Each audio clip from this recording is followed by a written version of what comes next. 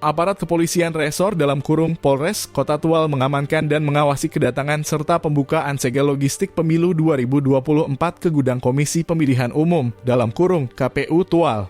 Distribusi surat suara untuk DPR RI, DPRD Provinsi, dan DPRD Kota Tual yang baru masuk itu juga dilakukan hingga ke gudang penyimpanan logistik pemilu milik KPU Kota Tual.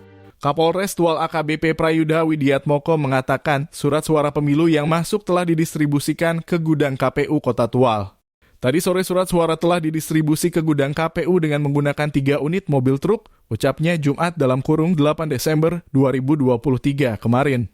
Kata dia, proses distribusi diamankan dan dikawal lengkap personil Polres Tual. Surat suara yang masuk berjumlah 392 koli, 1 koli berisi 500 lembar surat suara, ucapnya. Ia menyebut tadi sebanyak 50 personil yang melakukan pengamanan dan dipimpin oleh Kabag Ops Polres Tual. Pengamanan berjalan aman dan lancar. Hal tersebut guna memastikan logistik pemilu sampai dengan aman ke gudang logistik KPU Tual. Pengawalan dan pengamanan penting dilakukan agar tercipta pemilu yang aman dan damai serta mencegah terjadinya manipulasi atau kecurangan dalam penggunaan logistik tersebut, pungkasnya.